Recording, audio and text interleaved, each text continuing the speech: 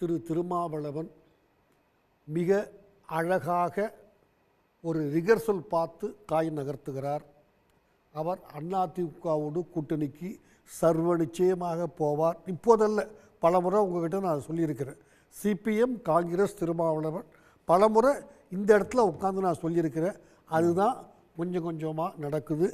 30/8 இதே இடத்துல தலைப்பு திட்டவட்டமாக சொல்லுகிறார் திருமாவளவன். கிடையவே கிடையாது, திமுக கூட்டணியில் தொடருவோம். 30/8 இன்னைக்கு 15 நாள் 14 நாள் நடப்புறாக இருக்குது.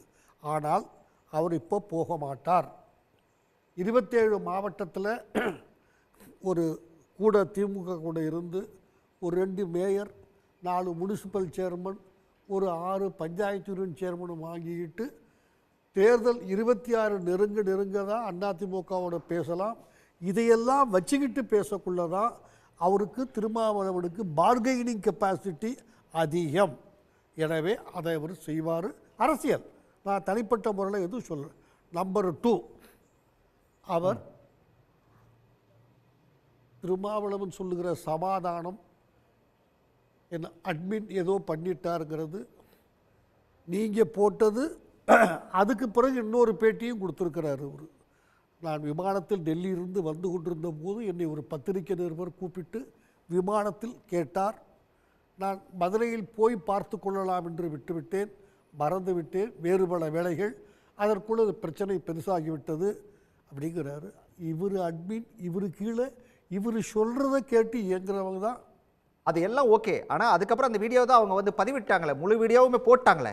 இதுவே அவர் நான் தொடர்ந்து உங்களோடு இருக்க மாட்டேன், அதிகாரத்தில் எனக்கு பங்கு வேண்டும் என்பதை திமுகவுக்கு சுட்டி காட்டுவதற்கு 2026 தேர்தல் சமயத்தில் அதை பற்றியெல்லாம் பேசிக்கலாம். இப்போ நாங்கள் திட்டமிட்டு எந்த காயுமே நகர்த்தலை அப்படிங்கிறதா இன்னைக்கு பேட்டியில் தெளிவாக அவர் சொல்கிறார். 99லேருந்து நாங்கள் இதுதான் சொல்கிறோம்.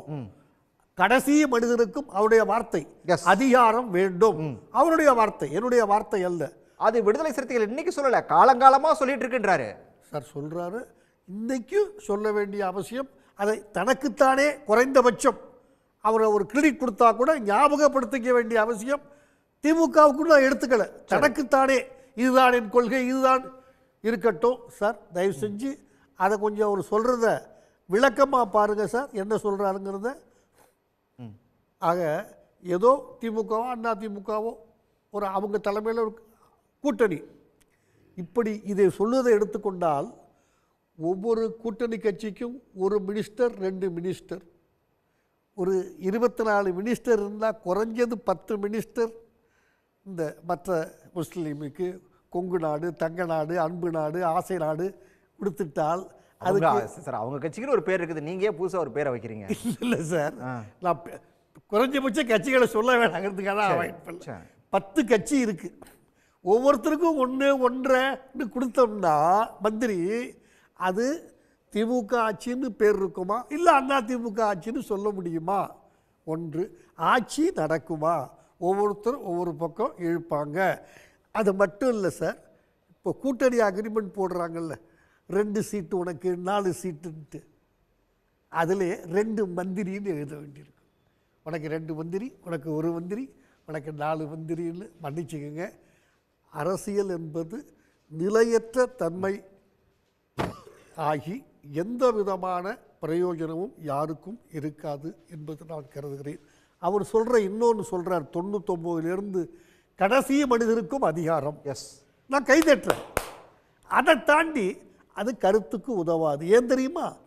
அதை ஒரு உண்மையிலேயே திருமாவர்கள் உண்மையிலேயே நினைத்தால் 25 வருஷமாக இவர் தலையில் இருந்துட்டார்ல, நம்ம வண்டி அரசுக்கு 1 வருஷம் தலைவர் பதவியை கொடுக்கணுமே. தலைமை என்பது அதிகாரம்தான். அரசியல் மந்திரி தான் அதிகாரம் நினைச்சா அது தப்பு. யாரும் சரி